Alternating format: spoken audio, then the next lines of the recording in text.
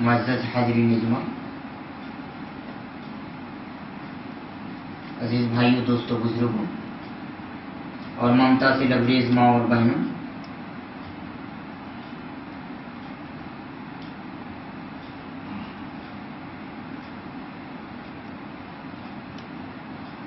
جیسا کہ آپ کو بخوبی معلوم ہے،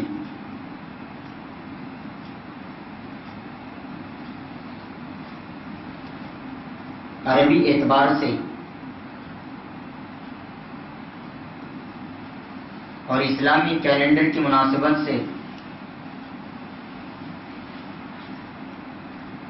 جو مہینہ ابھی چل رہا ہے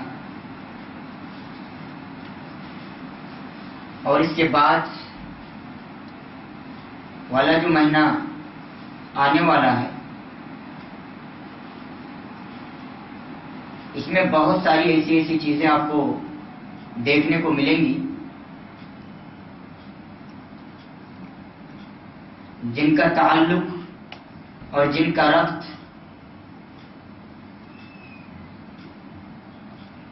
شریعت اسلام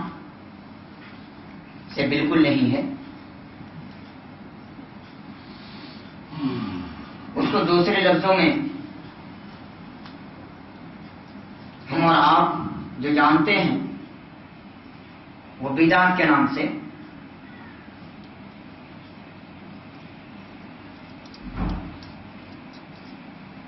بدعت کا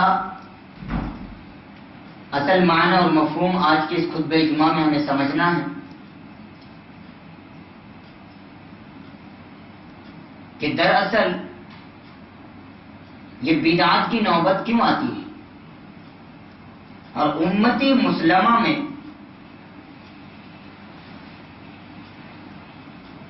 بدعتیں کیوں آئی، ان کے اسباب کیا ہیں اور ان کے ریزن کیا ہو سکتے ہیں۔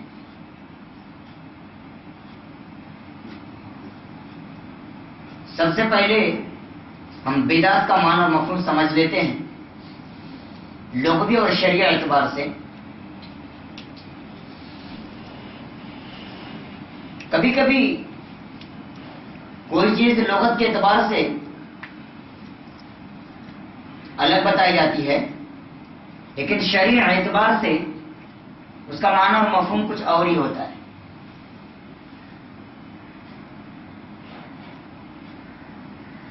بدعت دراصل ایک مشہور اسکالر ابو عبداللہ شمس الدین فرماتے ہیں، البدعۃ ما عمل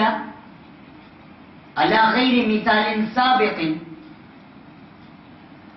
بدعت دراصل یہ ہے کہ کسی ایسی چیز کا ایسے طریقے پر ایجاد کرنا جو سابقہ مثالوں میں نہ ملتی ہو۔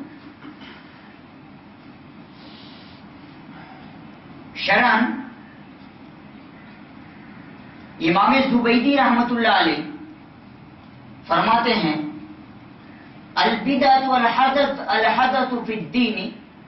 بعد الاکمال۔ دین کی اکمال اور تکمیل کے بعد، شریعت کی تکمیل کے بعد اور شریعت کے مکمل ہونے کے بعد دین کے اندر انوکھی چیز لے آنا۔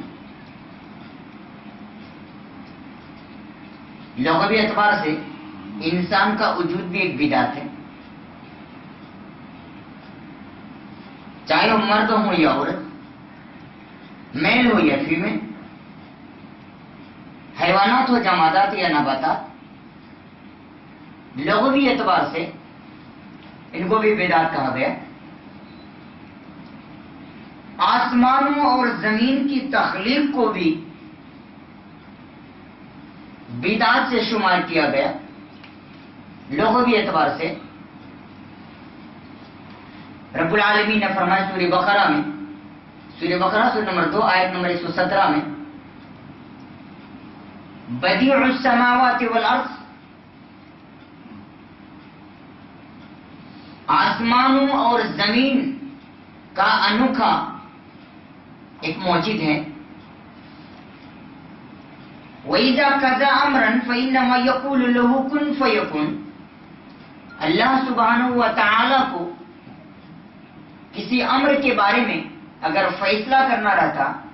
تو اللہ سبحانہ و تعالیٰ صرف کہہ دیتے ہیں کہ ہو جا تو وہ چیزیں ہو جاتی. دوسری جگہ اللہ رب العالمین نے فرمایا سورہ انعام میں سورہ نمبر 6 آیت نمبر 101 میں رب العالمین نے فرمایا بدیع السماوات والارض انا یکون له ولد ولم تکن له صاحبة وخلق كل شيء وهو بكل شيء عليم. رب العالمین نے فرمایا آسمانوں اور زمین کی تخلیق بھی ایک نئی چیز ہے، اور اس رب العالمین کی اولاد کہاں سے ہو سکتے ہیں؟ وَلَن تَكُن لَّهُ صَاحِبَةٌ، جبکہ اس کی کوئی بیوی ہے ہی نہیں. اس رب العالمین نے ساری چیزوں کی تخلیق فرمائی ہے، ساری چیزوں کے کریٹر رب العالمین ہی ہے. وَهُوَ بِكُلِّ شَيْءٍ عَلِيمٌ، اور رب العالمین ساری چیزوں کے بارے میں باخبر ہیں، ساری چیزوں کے بارے میں اللہ تبارک و تعالی جانتا ہے. باریک سے باریک بینی کی خبر رکھنے والا رب العالمین ہے،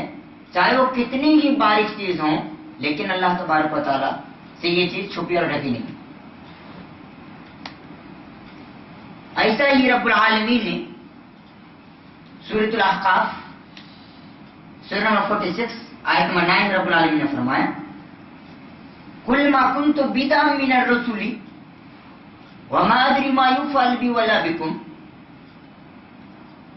إِنْ أَتَّبِعُ إِلَّا مَا يُوحَىٰ إِلَيَّ وَمَا أَنَا إِلَّا نَذِيرٌ مُّبِينٌ.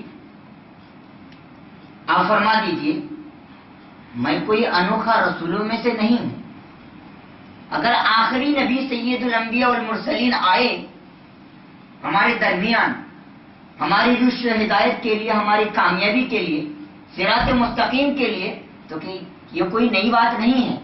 بلکہ نبی کریم صلی اللہ علیہ وسلم سے پہلے بھی بہت سارے انبیاء اور رسول آئے. تو فرما رہے کل آپ فرما دیجئے میں کوئی انوکھا رسولوں میں سے نہیں ہوں،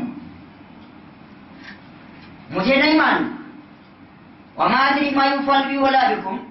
مجھے نہیں معلوم میرے ساتھ کیا ہونے والا ہے اور تمہارے ساتھ کیا ہوگا.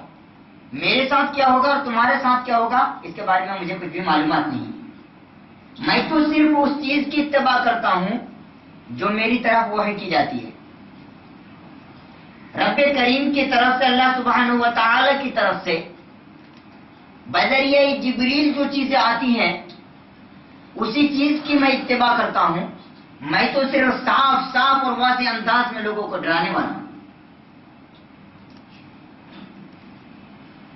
تو بدعت کا لفظ قرآن میں یہ چند جگہ پہ استعمال ہوا،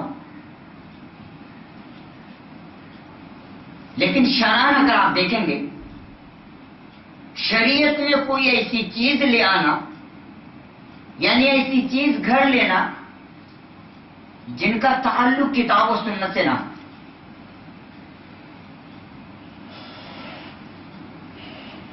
لیکن اس بارے میں انسان عقل لگانے کی اور عقلی گھوڑا دوڑانے کی بھرپور کوشش کرتے ہیں، اور اس بدعت کو ثابت کرنے کے لیے انسان بہت زور لگاتا ہے. سب سے پہلے ہم دیکھیں کہ کیا شریعت میں عقلی گھوڑا دوڑانے کی گنجائش ہے بھی کہ نہیں. ایک حدیث رسول میں آپ کے سامنے گوشت گزار کر دوں. وعن علی رضی اللہ تعالی عنہ قال لو كان الدين بالرأي لكان أسفل الخف أولى بالمسح من أعلاه لقد رأيت رسول الله صلى الله عليه وسلم يمسح على ظاهر خفيه رواه ابو داؤد في کتاب الطہارہ. امام ابی داؤد رحمۃ اللہ علیہ نے اس روایت کو اپنی کتاب سنن ابی داؤد کتاب الطہارہ میں لیا ہے. راوی حدیث جیسا کہ معلوم ہوا داماد رسول حضرت علی رضی اللہ تعالی عنہ وہ بیان کرتے ہیں اگر دین کی بنیاد، اگر شریعت اسلام کی بنیاد اور اساس عقل و قیاس پر رکھی گئی ہوتی، انسان کی سوچ و فکر پر رکھی گئی ہوتی، تو مناسب تو یہ تھا کہ ساکس کے نیچے یعنی موزے کے نیچے مسا کیا جائے. لیکن میں اپنے سسور محترم جناب محمد عربی صلی اللہ علیہ وسلم کو دیکھا کہ آپ موزے کے اوپر سے مسا کر رہے تھے. تو یہ حدیث دراصل اس بات کی طرف مشیر ہے کہ عقل تو یہ کہتی ہے کہ انسان اگر ساکس پہن کے زمین پر چلے تو گندگی نیچے لگے گی نہ کہ اوپر، لیکن عقل یہ کہتی ہے کہ نیچے صاف کیا جائے، نیچے دھویا جائے. لیکن نبی کریم صلی اللہ علیہ وسلم فرماتے ہیں کہ نہیں، موزے کے اوپر سے مسا کیا جائے گا. یہ حدیث رسول ہمیں یہ بتا رہی ہے صلی اللہ علیہ وسلم کہ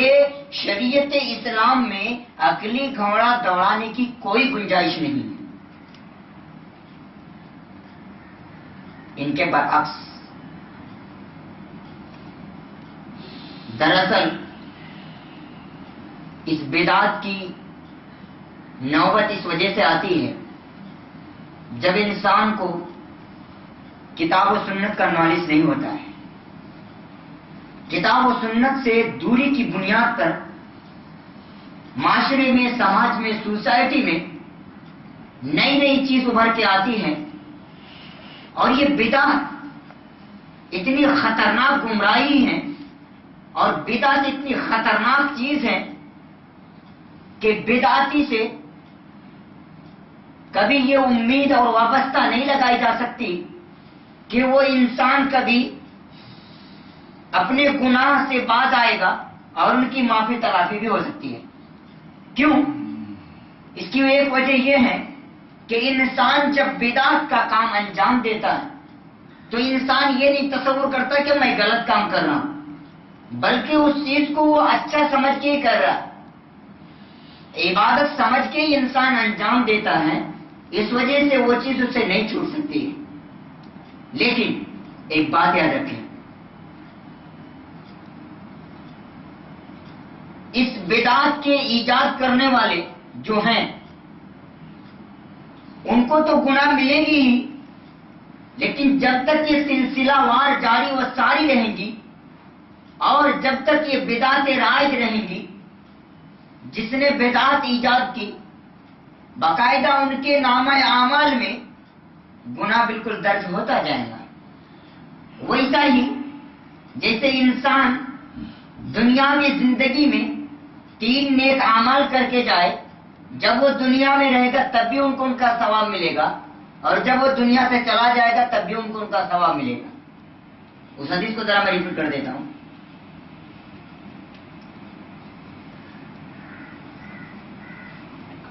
وعن ابي هريره رضي الله تعالى عنه ان رسول الله صلى الله عليه وسلم قال اذا مات الانسان انقطع عنه عمله الا من 3 الا من صدقه جاريه او علم ينتفع به او ولد صالح يدعو له.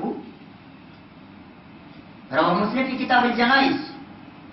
حضرت امام مسلم رحمۃ اللہ علیہ کی روایت کو اپنی کتاب صحیح مسلم میں کتاب الجنائز کے چیپٹر میں لیا ہے. راوی حدیث حضرت ابو ہریرہ رضی اللہ تعالی عنہ وہ بیان کرتے ہیں کہ نبی کریم صلی اللہ علیہ وسلم نے بیان فرمایا جب انسان مر جاتا ہے، جب انسان کی موت ہو جاتی ہے تو 3 اعمال کے سوا سارے اعمال منقطع ہو جاتے، بند ہو جاتے ہیں. صدقہ جاریہ، علم نافع، فائدہ بخش علم، بینیفیشل نالج، انسان کی دنیاوی زندگی سے لے کر اخروی زندگی تک جو چیز فائدہ پہنچائے اس کو علم نافع میں شمار کیا جائے گا. جن کا تعلق کتاب و سنت سے ہو. اولاد صالح یدعو له، یا اگر میت اولاد صالح چھوڑ کر جاتا ہے تو اس صورت میں جب تک وہ دنیا کے اندر زندگی بسر کر رہا تھا تب بھی ان کو ثواب مل رہا تھا، جب وہ دنیا سے چلے گئے تب بھی ان کا رجسٹر اور ان کا میٹر جاری اور ساری ہے۔ ویسے ہی ان کے برعکس اگر کوئی دین اسلام کے اندر نئی چیز ایجاد کر کے جاتا ہے جن کا تعلق مذہب اسلام سے نہیں ہے تو ان کا بھی گناہ اور ان کا بھی میٹر جاری و ساری رہے گا، گناہ کے کام میں، نیکی کے کام میں نہیں۔ دراصل نوبت کیوں آتی ہے؟ نوبت اس وجہ سے آتی ہے جو نبی کریم صلی اللہ علیہ وسلم نے جو ہماری اور آپ کی نشاندہی کی ہے، جو طریقہ آپ بتائے ہیں اور جو طور طریقہ آپ بتائے ہیں، اس طور طریقہ کو چھوڑنے کی بنیاد پر اس بدعت کی نوبت آتی ہے۔ ہم نے کتاب کو چھوڑا، قرآن مجید کو چھوڑا اور نبی کریم صلی اللہ علیہ وسلم کے حدیث مبارکہ کو چھوڑا، جس بنیاد پر ہمارے سامنے زیب و زینت انداز میں، بہت خوبصورتی انداز میں اگر کوئی چیز پیش کی جاتی ہے تو ان چیزوں کو ہم بلا چوچارا بالکل ایک اندھے انسان کی طرح ہم اس کو تسلیم کر لیتے ہیں، جبکہ اس کو ایک مثال سے یوں سمجھے، اگر آپ کی فیملی میں کوئی ڈاکٹر ہو، آپ کو آپریشن کی نوبت آئے،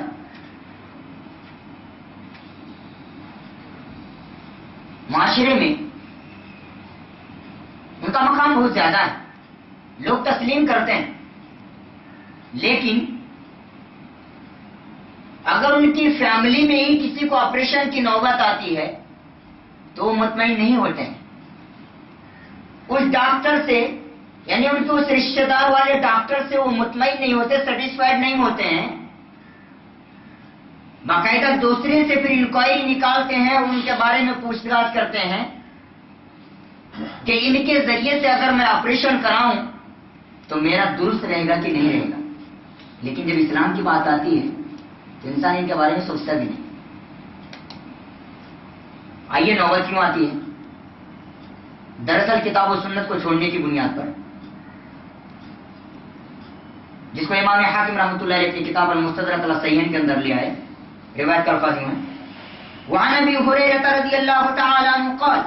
قال رسول اللہ صلی اللہ علیہ وسلم انی قد ترکت فیکم شیئین لن تضلوا بعدهما کتاب اللہ وسنتی ولن يتفرقا حتى يرد علی الحوض رواه حاکم فی المستدرک علی الصحیحین فی کتاب العلم۔ امام حاکم رحمۃ اللہ علیہ اس حدیث کو اپنی کتاب المستدرک علی الصحیحین کتاب العلم کے چیپٹر میں لے آئے۔ راوی حدیث جیسا کہ معلوم ہوا حضرت ابو ہریرہ رضی اللہ تعالی عنہ ہیں، وہ بیان کرتے ہیں کہ نبی کریم صلی اللہ علیہ وسلم نے بیان فرمایا، میں تمہارے درمیان دو چیزیں چھوڑ کر جا رہا ہوں، انی قد ترکت فیکم شیئین لن تضلوا بعدہما، ان دونوں چیزوں کے بعد تم کبھی بھی گمراہی نہیں ہوگے۔ لن تضلوا بعدہما کتاب اللہ، رب کریم کی کتاب قرآن مجید کو جب تک تم پکڑے رہو گے تب گمراہی کی کوئی نوبت آ ہی نہیں سکتی، گمراہی کی کوئی گنجائش نہیں ہے۔ وسنتی، اور میری سنت، ولن یتفرقا، اور یہ دو چیزیں کتاب و سنت آپس میں ایک دوسرے سے الگ نہیں ہو سکتے، ایک دوسرے سے جدا نہیں ہو سکتے، حتی یرد علی الحوض، یہاں تک کہ یہ دونوں چیزیں حوض کوثر پر مجھے جا ملیں گے۔ ثابت کیا ہوا کہ کتاب و سنت کو جنہوں نے بھی چھوڑا وہ گمراہی کے راستے کو اختیار کیا۔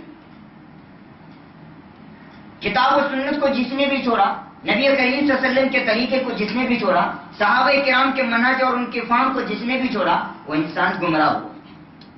اور انہی لوگوں نے اسلام کے اندر نئی نئی چیز لے آیا جس کا تعلق اسلام سے کچھ بھی نہیں، جیسے کہ ایک کامیاب گروہ اور کامیابی کی پہچان اور شناخت جو نبی کریم صلی اللہ علیہ وسلم نے کی ہے، وہ کس طور پر کی ہے آپ نے؟ یعنی میری سنت کے مطابق اور میرے طریقے کے مطابق اور میرے صحابہ کرام کے طریقے کے مطابق جو زندگی بسر کرے گا وہی انسان کامیاب و کامرا ہوگا۔ دلیل یہ حدیث پاک وعن عبداللہ بن عمرو رضی اللہ تعالی عنہما قال قال رسول اللہ صلی اللہ علیہ وسلم لا یأتین علی امتی ما أتى على بنی اسرائیل حسب النال بالنال حتى إن كان منهم من أتوهم ولنيا لكان في أمتي من يصنع ذلك وإن بني إسرائيل تفرقت على 72 ملة وتفترق أمتي على 73 ملة كلهم في النار إلا ملة واحدة قالوا ومن هي يا رسول الله قال ما أنا عليه وأصحابي رواه الترمذي في أبواب الإيمان في باب افتراق هذه الأمة. امام ترمذی رحمۃ اللہ علیہ نے اس حدیث کو اپنی کتاب سنن ترمذی کے اندر لیا ہے. پوری حدیث میں نے آپ کے سامنے ریفر کر دی ہے. راوی حدیث حضرت عبداللہ ابن عمر رضی اللہ تعالی عنہما ہیں. وہ بیان کرتے ہیں کہ نبی کریم صلی اللہ علیہ وسلم نے بیان فرمایا ضرور بھی ضرور میری امت میں وہ ساری چیزیں آ جائیں گی جو بنی اسرائیل کے اندر آئی تھی. امتی معاصلہ بنی اسرائیل، یہاں تک کہ اگر بنی اسرائیل کے اندر جوتیوں کے اندر بھی اگر ایک دوسرے جوتیوں سے مطابقت تھی تو وہ چیزیں بھی امت محمدیہ کے اندر آ جائیں گی. یہاں تک کہ نعوذ باللہ ثم نعوذ باللہ بنی اسرائیل کا کوئی فرد اگر ماں کے پاس برا کام کرنے کی غرض سے اعلانیہ طور پر پہنچا تھا تو میری امت کے اندر بھی ایسے لوگ آ جائیں گے. آپ نے فرمایا یقیناً بنی اسرائیل 72 فرقوں میں تقسیم ہو گئے تھے، میری امت 73 فرقوں میں تقسیم ہو جائیں گی، سب کے سب جہنم میں جائیں گے سوائے ایک گروہ کے، سوائے ایک جماعت کے، سوائے ایک فرقہ کے. جب کبھی نبی کریم صلی اللہ علیہ وسلم کے سامنے، نبی کریم صلی اللہ علیہ وسلم صحابہ کرام رضوان اللہ علیہم اجمعین کے سامنے اس قسم کی بات کرتے تو صحابہ کرام رضوان اللہ علیہم اجمعین نبی کریم صلی اللہ علیہ وسلم سے سوال کر بیٹھتے تھے. لیکن آج ہمارے اندر سوال کرنے کا جذبہ ہے ہی نہیں. پوچھنے تک ہم گوارا نہیں کرتے کہ لوگوں سے پوچھے بھائی ہمیں ان چیزوں کے بارے میں معلومات نہیں، جو ان چیزوں کے اہل رکھتے ہیں،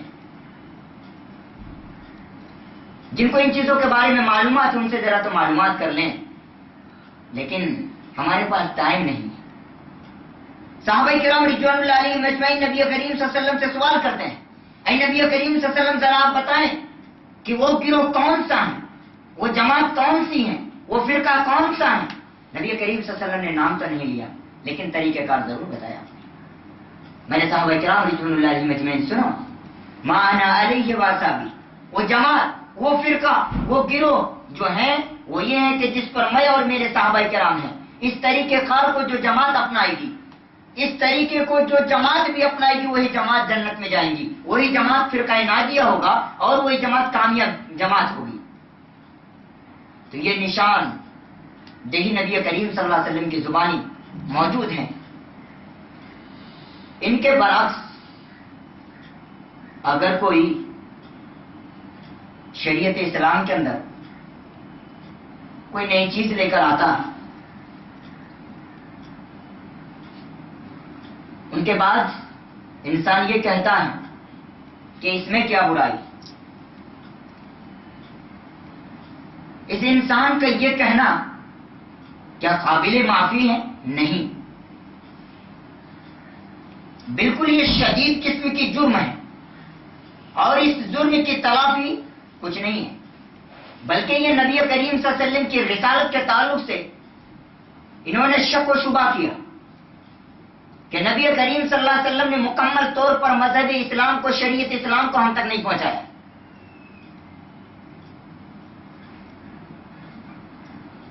جیسے کہ امام البخاری رحمۃ اللہ علیہ کی کتاب صحیح البخاری کے اندر ایک حدیث لیا ہے وعن عائشہ رضی اللہ تعالی عنہا قال من حدثك ان محمدا صلی اللہ علیہ وسلم كتم شيئا مما انزل الله عليه فقد كذب والله يقول یا ایھا الرسول بلغ ما انزل الیک من ربک. رواه البخاری کی کتاب تفسیر القرآن، امام البخاری رحمۃ اللہ علیہ کی کتاب صحیح بخاری کتاب تفسیر القرآن کے اندر اس حدیث کو لیا ہے. راوی حدیث اما عائشہ رضی اللہ تعالی عنہا وہ بیان کرتی ہے کہ نبی کریم صلی اللہ علیہ وسلم کے تعلق سے جو بھی تم سے کوئی بیان کرے کہ نبی کریم صلی اللہ علیہ وسلم نے اپنی طرف نازل کی ہوئی چیزوں میں سے کچھ بھی چھپائے تو سمجھ لیں کہ وہ انسان جھوٹا ہے. اس انسان کو آپ جھوٹا کہہ دیں، اس انسان کو آپ جھوٹا کہہ دیں. اس وجہ سے کہ رب العالمین فرماتا ہے یا ایھا الرسول بلغ ما انزل الیک من ربک، اے رسول آپ ان ساری چیزوں کو پہنچا دیجئے جو آپ کے رب کی طرف سے آپ کی طرف نازل کی گئی ہے. اور آپ نے مکمل طور پر شریعت اسلام کو ہم تک پہنچا دی ہے۔ اس کی دلیل جیسے حجۃ الوداع کے موقع پر نبی کریم صلی اللہ علیہ وسلم صحابہ کرام رضوان اللہ علیہم اجمعین سے جب مخاطب تھے، جب آپ خطاب فرما رہے تھے، تو اس موقع پر رب العالمین نے جو آیت کریمہ نازل فرمائی تھی، سورہ مائدہ سورہ نمبر 5 آیت نمبر 3، الیوم اکملت لکم دینکم واتممت علیکم نعمتی ورضیت لکم الاسلام دینا، آج میں نے تمہارے لیے تمہارا دین مکمل کر دیا اور اپنی ساری نعمتیں پوری کر دی اور آپ کے دین اسلام سے راضی اور خوش ہو گیا۔ اب دیکھیے رب العالمین کی طرف سے یہ حکم آیا کہ آپ نے مکمل طور پر شریعت اسلام کی تکمیل کر دی ہے، آپ نے مکمل طور پر آپ نے اپنی امت تک، لوگوں تک اسلام کو پہنچا دیا ہے۔ رب کی طرف سے عرش والے نے اعلان کیا، لیکن اب معاملہ ایسا ہے کہ انسان نبی کریم صلی اللہ علیہ وسلم کے اس پہنچائی ہوئی رسالت کے بارے میں اور پہنچائی ہوئی شریعت کے بارے میں انسان شک و شبہ کر رہے ہیں۔ اور اسلام کے اندر ایک انوکھی چیز لا کر انسان نبی کریم صلی اللہ علیہ وسلم کے بارے میں یہ گمان کرتا ہے کہ آپ نے رسالت کے ساتھ خیانت کی، جیسے کہ ایک مشہور اسکالر امام شاطبی رحمۃ اللہ علیہ اپنی کتاب الاعتصام کے اندر امام مالک رحمۃ اللہ علیہ کے قول نقل کرتے ہیں، وہ فرماتے من ابتدا فی الاسلام بدعہ یرا حسنۃ زعم ان رسول اللہ صلی اللہ علیہ وسلم خان الرسالہ لأن اللہ یقول اليوم اکملت لکم دینکم واتممت علیکم نعمتی ورضیت لکم الاسلام دینا فما لم یکن یومئذ دینا فلا یکون اليوم دینا۔ امام شاطبی رحمۃ اللہ علیہ نے امام مالک رحمۃ اللہ علیہ کی یہ بات اپنی کتاب الاعتصام کے اندر نقل فرمائی ہے۔ فرماتے ہیں کہ اسلام کے اندر، اس شریعت مطہرہ کے اندر کوئی نئی چیز لے آئے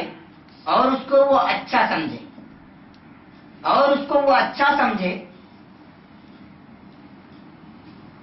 تو اچھا نہیں سمجھا انہوں نے، گویا کہ نبی کریم صلی اللہ علیہ وسلم کے بارے میں انہوں نے یہ گمان کیا کہ نبی کریم صلی اللہ علیہ وسلم نے مکمل طور پر اسلام کو ہم تک نہیں پہنچایا۔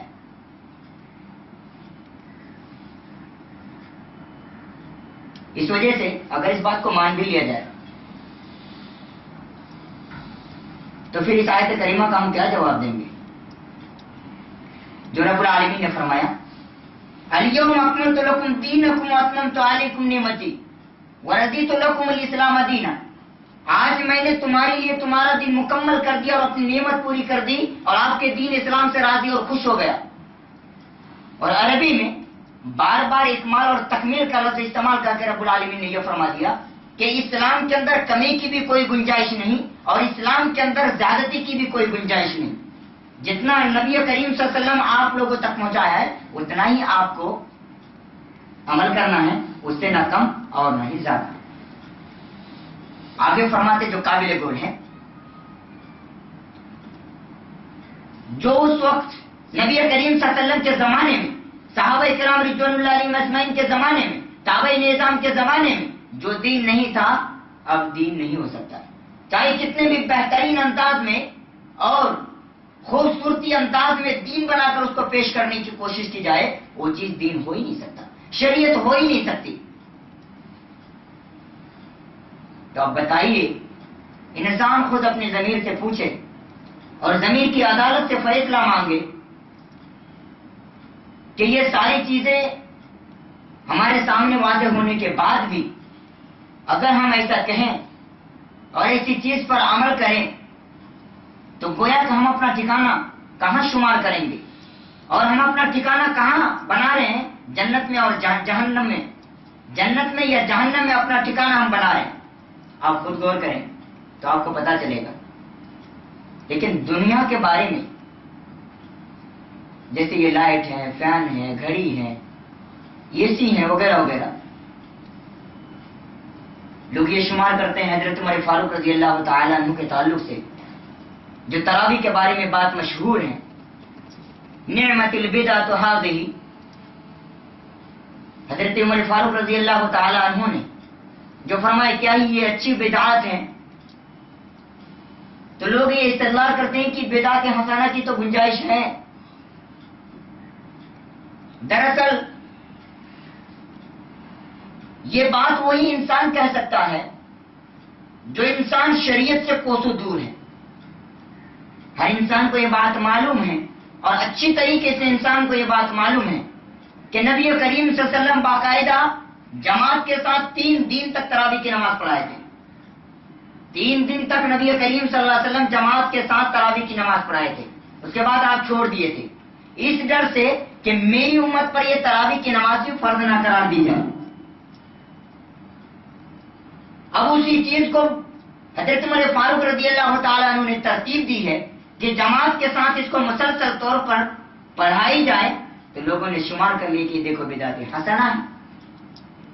شریعت میں جس کے نص موجود ہوں، شریعت میں جس چیز کی دلیل موجود ہوں، اس کے بارے میں بدعت حسنہ کی کیا گنجائش ہے؟ دراصل بدعت کی 2 قسمیں ہیں، ایک بدعت لغویہ اور ایک بدعت شرعی۔ بدعت لغویہ جیسے کہ قرآن جو ہمارے پاس موجود ہے، جو مصحف موجود ہیں، اگر نبی کریم صلی اللہ علیہ وسلم کی زندگی کی طرف اور آپ کے زمانے کی طرف اگر آپ جائیں گے تو آپ کے دور میں اور آپ کے زمانے میں اور آپ کی موجودگی میں یہ قرآن جیسی مقدس کتاب کو ایک جگہ پہ جمع نہیں کیا گیا، بلکہ یہ کام حضرت ابوبکر صدیق رضی اللہ تعالیٰ عنہ کے زمانے میں شروع ہوا اور حضرت عثمان غنی رضی اللہ تعالیٰ عنہ کے زمانے میں جا کر یہ کمپلیٹ ہوا۔ اس کو آپ بدعت لغویہ میں شمار کریں گے۔ کیوں؟ کوئی نئی چیز اسلام کے اندر نہیں لائی گئی، شریعت کے اندر کوئی نئی چیز نہیں لائی گئی، دین اسلام کے اندر کوئی نئی چیز نہیں لائی گئی، بلکہ ان کا نص موجود ہے، تو ان کا یہ کہنا بالکل فضول ہے۔ لیکن اگر دنیاوی معاملے میں، معاملات میں ہوں، کاروبار میں ہوں، بزنس میں ہوں، تجارت میں ہوں، انسان حق لگا سکتا ہے، نئے نئے حربے استعمال کر سکتا ہے انسان، لیکن بس اتنا ہی استعمال کرنا ہے جو اوامر اور نواہی کا اہتمام کیا جائے اور ان چیزوں کا خیال رکھا جائے۔ جن چیزوں کا اللہ کے نبی صلی اللہ علیہ وسلم نے حکم دیا ہے اس حکم کو پامال نہ کیا جائے بلکہ ان کی تعمیل کی جائے، اور ان نواہی سے جن چیزوں سے نبی کریم صلی اللہ علیہ وسلم نے منع فرمائی ہے ان چیزوں سے آپ اپنے آپ کو روک لیں۔ انسان ایسا بھی سمجھتا ہے کہ ہمارے اگر آبا و اجداد کے بارے میں ہم دیکھیں گے تو آبا و اجداد سے یہ چیزیں ملتی ہم کیسے اچانک چھوڑ سکتے ہیں؟ انسان کہتا ہے، اس کا جواب کیا ہوگا؟ رب العالمین نے سورہ کہف میں اللہ رب العالمین نے فرمایا، سورہ کہف سورہ نمبر 18 آیت نمبر 102 اور 103 میں بہت سارے اعمال کے بارے میں کہ بہت سارے اعمال انسان کے ضائع اور برباد ہو سکتے ہیں، اسی بنیاد پر فرما دیا گیا، قل هل ننبئكم بالاخسرین اعمالا الذین ضل سعیهم فی الحیاۃ الدنیا وهم یحسبون انهم یحسنون صنعا۔ فرما دیا گیا، آپ فرما دیجیے، کیا ہم تمہیں آگاہ نہ کر دیں، تنبیہ نہ کر دیں، نہ بتلا دیں بہت سارے ایسے اعمال کے بارے میں، جمع کا لفظ استعمال کیا گیا، پلورل استعمال کیا گیا، اعمال ضل سعیهم فی الحیاۃ الدنیا، دنیاوی زندگی میں ہی انسان کی ساری قد و کاوشیں رہتی ہیں، انسان جدوجہد کرتا ہے، محنت کرتا ہے، ان کی ساری کوششیں، ان کی ساری محنتیں، ساری عبادتیں دنیا کے اندر ہی رائگاں ہو جاتی ہیں۔ وہم یحسبون، انسان اس خوف و خیال میں رہتا ہے، انسان اس تصور میں رہتا ہے جو وہ کر رہا ہے وہ اچھا کر رہا ہے، اچھا سمجھ کے تو کر رہا ہے۔ اس وجہ سے یہ بدعت اتنی خطرناک چیز ہے کہ بدعت کرتے ہوئے اگر مبتدی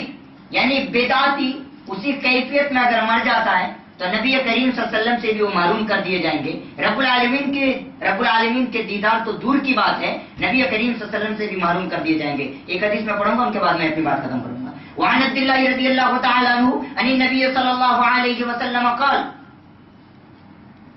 انا عفرتكم على الحوض ولا يرفعن معي رجال منكم ثم لا يختلجن دوني فاقول يا ربي اصحابي فيقال انك لا تدري ما حدث بعد. رواه البخاری فی کتاب الرقاق. امام البخاری رحمۃ اللہ علیہ حدیث کو اپنی کتاب صحیح بخاری کتاب الرقاق کے چیپٹر میں لیا ہے. راوی حدیث جیسا کہ معلوم حضرت عبداللہ بن مسعود رضی اللہ تعالیٰ عنہ ہیں، وہ بیان کرتے ہیں کہ نبی کریم صلی اللہ علیہ وسلم نے بیان فرمایا میں تم سے پہلے حوض کوثر پر تمہارا منتظر رہوں گا، تمہارا انتظار کروں گا. تم میں سے بعض لوگوں کو میرے سامنے لائے جائیں گے، پھر ان کو مجھ سے دور ہٹا دیا جائے گا. میں کہوں گا رب کریم سے التجا کروں گا، رب کریم سے گزارش کروں گا، اے رب کریم یہ میرے نفس قدم پہ چلنے والے لوگ ہیں، یہ میری امت کے لوگ ہیں، ان کو وہ مجھ سے کیوں محروم کیا جا رہا ہے، مجھ سے کیوں دور کیا جا رہا ہے. رب کریم کی طرف سے جواب آئے گا فرشتوں کے ذریعے سے انک لا تدری ما احدث بعدک. آپ کو نہیں معلوم کہ آپ کے آنے کے بعد، آپ کی وفات کے بعد ان لوگوں نے دین اسلام کے اندر ایسی ایسی چیز ایجاد کر دی تھی جن چیزوں کے بارے میں آپ کو نہیں معلومات ہیں. تو یہ بدعت کے تعلق سے کتاب و سنت کی روشنی میں آپ کے سامنے چند باتیں پیش کی گئی. رب العالمین سے ہم دعا کرتے ہیں رب العالمین ہمیں صحیح طور پر انہیں سمجھنے اور ان کے مطابق عمل کرنے اور لوگوں تک بات پہنچانے کی ہمیں توفیق عنایت عطا فرمائے. وآخر دعوانا الحمدللہ.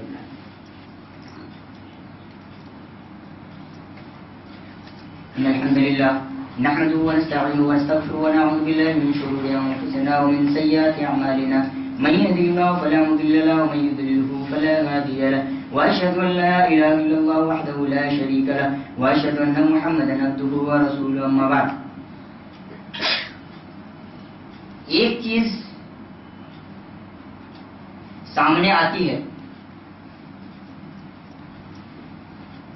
کوئی بھی انسان آئے خطاب کے دوران آ کر بیٹھ جاتے ہیں. حالانکہ ہر انسان کو یہ بات معلوم ہے کہ نبی کریم صلی اللہ علیہ وسلم کے زمانے میں نبی کریم صلی اللہ علیہ وسلم منبر سے خطاب فرما رہے تھے. اس بیچ میں ایک صحابی رسول آئے اور آ کر بیٹھ گئے. تو نبی کریم صلی اللہ علیہ وسلم بولے قم فصلی رکعتین، بولے آپ کھڑے ہو جائیے اور اس کے بعد 2 رکعت نماز ادا کریے. تو ثابت یہ ہوا کہ کوئی انسان آئے خطاب کے دوران ہی کیوں نہ ہو، آنے کے بعد وہ آ کر بیٹھے نہ، بلکہ 2 رکعت نماز ادا کرے ان کے بعد وہ بیٹھے. دوسری جو غلطی سامنے آتی ہے وہ یہ ہے کہ انسان دوسرے لوگوں کو چلانتے ہوئے آگے آتے ہیں، بلکہ ایسا کرنا درست نہیں ہے، بلکہ آپ کو جگہ جہاں ملے وہاں کر آپ بیٹھ جائیں. اللہ رب العالمین سے ہم دعا کرتے ہیں الہ العالمین جب تک ہم دنیا کے اندر قائم رہے کتاب و سنت کے مطابق ہمیں زندگی بسر کرنے کی توفیق عطا فرما.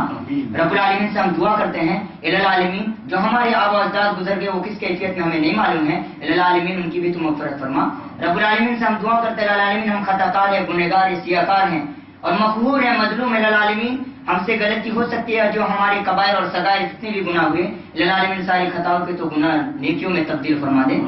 رب العالمین سے ہم دعا کرتے ہیں الہ العالمین ہمارا جب خاتمہ ایمان باللہ پر خاتمہ ہو. وآخر دعوانا الحمدللہ رب العالمین.